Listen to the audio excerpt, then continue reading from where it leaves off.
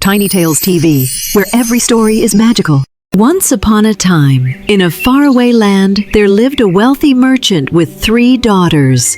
His youngest daughter was so kind, gentle, and beautiful that everyone called her Beauty. She was not only lovely on the outside, with her sparkling eyes and graceful smile, but also filled with goodness, patience, and a heart full of love.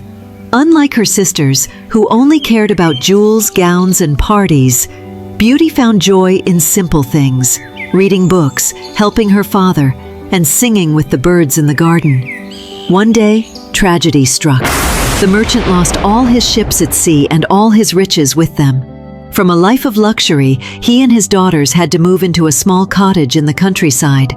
The elder sisters grumbled endlessly, but Beauty comforted her father, saying, "Do not worry, father. Even if we are poor, as long as we are together, we are rich in love." Years passed, and though life was hard, Beauty's cheerfulness kept the household warm. One day, the merchant heard that one of his ships had returned safely with goods. Hoping fortune had smiled upon him again, he set out for the city. Before leaving, he asked his daughters what gifts they wished for. The eldest wished for fine clothes, the second for glittering jewels. But Beauty, with her gentle smile, said only, "Bring me a single rose, father." Nothing more. The merchant's journey, however, ended in disappointment. His ship had been seized, and he returned empty-handed. On his way back through the forest, a terrible storm broke out. Lost and freezing, he stumbled upon a mysterious grand castle hidden among the trees. To his surprise, the gates opened as if by magic. Inside, he found a blazing fire, a table laden with food, and a warm bed prepared. Yet no one appeared to greet him. The next morning, as he prepared to leave, he remembered Beauty's request. In the castle's garden, he saw the loveliest roses he had ever beheld. Reaching out, he plucked one for his daughter. At once, a fearsome roar shook the air. Out of the shadows stepped a dreadful creature, a beast, towering and terrifying, with fiery eyes, a mane like a lion, and claws sharp as daggers. "You dare steal from me after I gave you food and shelter?" the beast thundered. "For this crime you must pay with your life." The merchant fell to his knees, trembling. "Forgive me, my lord," he cried. "I only wanted a rose for my daughter." The beast paused. "Very well. I will spare your life on one condition. You must send me one of your daughters to live here in your place. She must come willingly." Heartbroken, the merchant returned home and told his family everything. His daughters shrieked and blamed Beauty for asking for a rose. But Beauty, though afraid, gently said, "Father, you gave me the rose with love. I cannot let you suffer for my sake. I will go to the beast." With courage in her heart, Beauty traveled to the castle. There she was greeted by the beast who, though fearsome in form, treated her with surprising gentleness.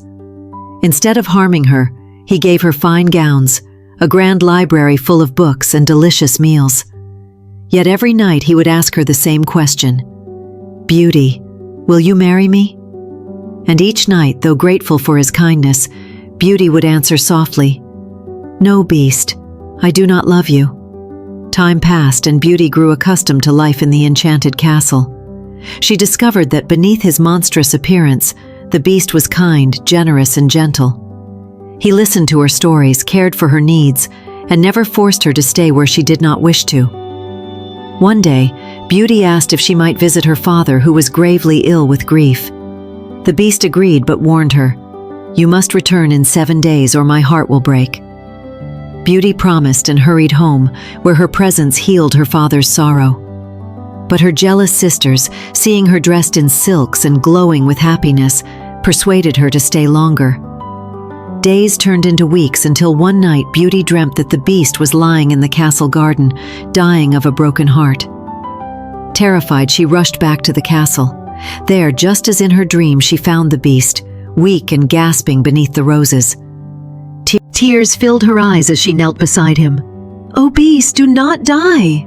I thought I could never love you, but now I see your goodness, your kindness, your heart.